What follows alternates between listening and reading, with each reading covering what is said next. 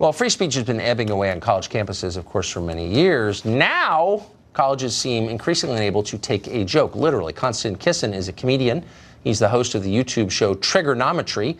He was recently invited to perform at a college in London, but the group that invited him asked that he sign a contract promising not to engage in any way in, quote, racism, sexism, classism, ageism, ableism, homophobia, biphobia, transphobia, xenophobia, Islamophobia, anti-religion, or anti-atheism. That's a long list.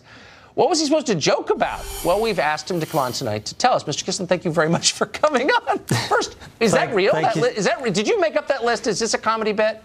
No, it's not. It's been very good for my comedy. But actually, if you go further into the contract, they also demanded that all jokes must be respectful and kind, which I think really takes a biscuit. And as you know, I was born in the Soviet Union, and this really, getting this contract made me feel right at home. It's a little ham-handed, I would say. But what is it? I mean, you're a working comedian. That's why I'm so grateful you're on. What is your life like now? Well, it's getting very sensitive, and I think this is obviously an outlier. No one would suggest that every university and college is like this. But I think the reason that I made a stand on this issue is I don't want it to get worse. I don't want this to continue. So, but it's so striking that this is being applied to comedians, these standards. They're being applied to all of us. We're all terrified. All of us live in fear, and freedom really is evaporating. But comedians used to be the one group that by definition was allowed to be transgressive, because that's the whole point of comedy, saying the thing everyone else is afraid to say.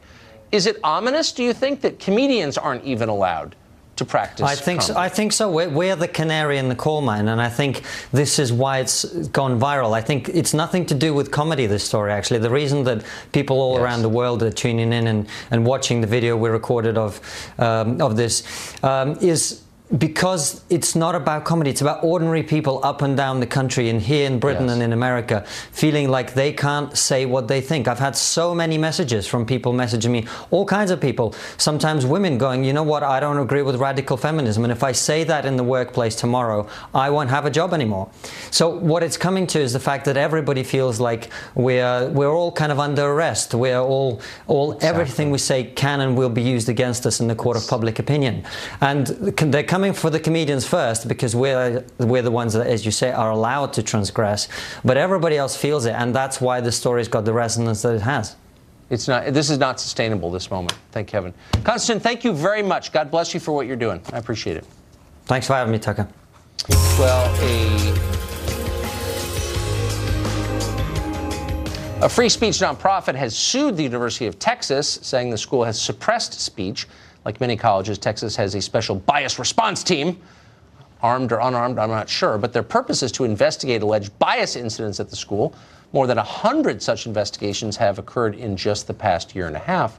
Nicki is the president of Speech First that filed the lawsuit, and she joins us tonight. Nicki, thank you very much for coming on. What does your suit allege? Sure. So we allege that the University of Texas has 4 unconstitutional policies on the books. They have a verbal harassment policy, a campus climate response team, a bias response team, as you said, an acceptable use policy, which governs all internet and digital use on the campus, and then the residence hall manual. And all of those policies violate students' First and 14th Amendment rights because students are terrified to express their opinions. They don't know what they can be in trouble for. These policies are written so broad with such bizarre, vague terms that students, out of an abundance of caution, just self-censor because they're terrified. So this is like downtown Kandahar circa 2000, where the religious police come around in squads to check to make sure that you're morally appropriate. Yeah, these terms are very vague. It's definitely in the eye of the beholder. So, what is offensive to me might not be offensive to you. But there are terms like rude, uncivil,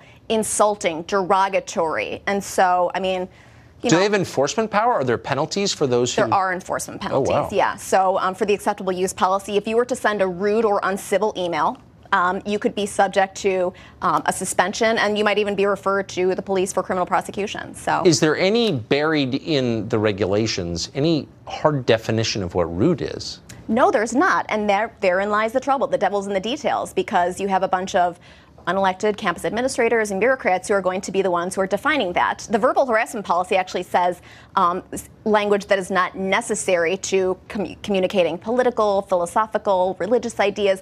Who's defining what's necessary? I mean, is it going to be me somebody who believes in the Constitution saying what's necessary, or is it going to be someone who works for the diversity and inclusion bureaucracy determining what's necessary? I don't understand how a state school can ignore the Bill of Rights. There you go. That's why we sued them. Well, I don't know what's going to happen, but I know I'm rooting for you. Thank you very much. Thank you. Good to see you.